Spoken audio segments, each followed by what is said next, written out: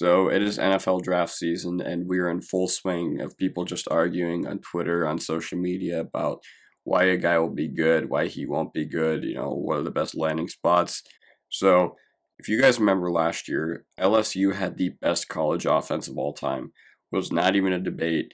They made it just look effortless. I'm pretty sure Joe Burrow had a completion percentage of around like 76% last year, which is completely unheard of.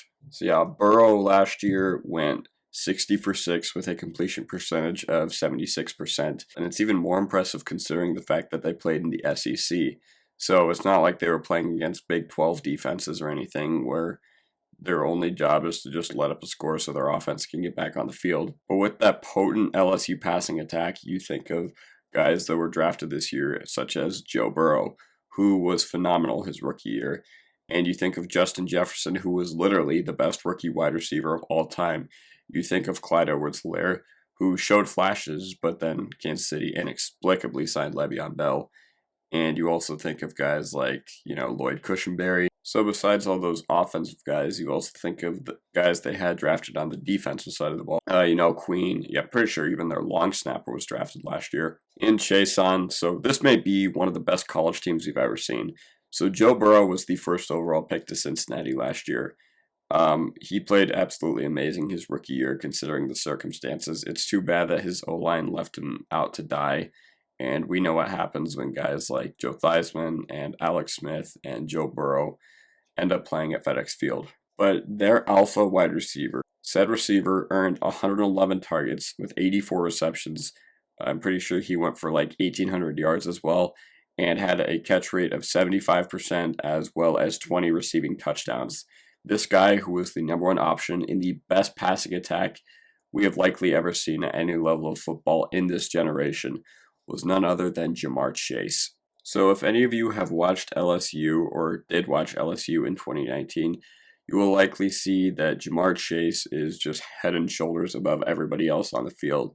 He played against A.J. Terrell in the national championship game and completely eviscerated him. He also went up against Trevon Diggs in that amazing LSU versus Alabama game. And you think of all these amazing receivers to come out of college football within the past few years. We had Jerry Jeudy, who won the Biletnikoff as a sophomore. We had Devontae Smith, who also won the Biletnikoff and the Heisman this year. And we've also had amazing guys like CeeDee Lamb and Justin Jefferson and, well, as a prospect, Henry Ruggs, and guys like DK Metcalf, A.J. Brown, but Ja'Marr Chase is better than all of them. He is listed on Player Profiler at 6 foot 208. He does not play like he's 6 foot 208. He plays like he's Calvin Johnson. This guy is an absolute matchup nightmare. And when I mean matchup nightmare, I don't mean like DK Metcalf, where the guy is 6'4", 228, and is just so athletic that he's just going to naturally burn you with his physical ability, or like Tyreek Hill, where he's going to burn you with his speed. But Ja'Marr Chase's playing strength is absolutely unreal. Joe Burrow to Ja'Marr Chase was literally automatic in 2019, and a big reason why was because Ja'Marr Chase is absolutely incredible at high pointing the ball. With guys that have come out in the past few years, you think of Jerry Jeudy or Henry Ruggs, one of the big knocks on them was that they couldn't high point the ball. And I mean, that's not to say they can't, because there were a few instances this year where Jeudy actually did make some really good contested catches with the Broncos fan, so no bias. When you think of guys like CeeDee Lamb or guys like DK Metcalf, you think of guys that will just go up and high point the ball at any given time. For Ja'Marr Chase, it literally looks like he's floating above everybody when he's in midair, and he just snatches the ball out of the DB's hands. And as a 19-year-old, he would have been the first receiver off the board in last year's draft class. I know that's not really a good argument because Jerry Jeudy was seen as like the next Terrell Owens when he was coming out. And, stuff can change in a year. But Ja'Marr Chase was just that good. He is a guy who will step into an NFL offense day one. And as long as it's not the Eagles, where they inexplicably know how to ruin guys, he is likely going to command at least 120 to 130 targets his rookie year. The guy is Terry McLaurin without the deep speed, just because his all-around game is just so technically refined, and his playing strength is, way, way higher than his actual, what his size would normally allow. But my comp for him is Terry McLaurin, not in the sense that he'll just burn you like Terry McLaurin will, but Terry McLaurin is just one of the best all-around receivers in the NFL, and it's just what makes him a nightmare to defend. Every time you watch Ja'Marr Chase play, it looks like he's barely putting any effort in and just still destroying the other team's corner. One of the biggest, concerns with Justin Jefferson coming out of college was, oh, he can't beat the press. He's a slot receiver. Well, Ja'Marr Chase is the exact opposite. He is an absolute bully against the press. Maybe there are some concerns about Chase, like, oh, he only has 1 year of film on him. Oh, he only had one breakout season.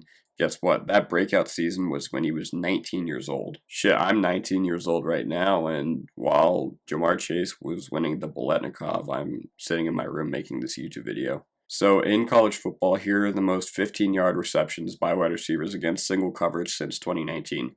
First was Devontae Smith at 39. Second was Ja'Marr Chase with 33. Third was Dyami Brown with 31. And fourth was Kyle Pitts at 28.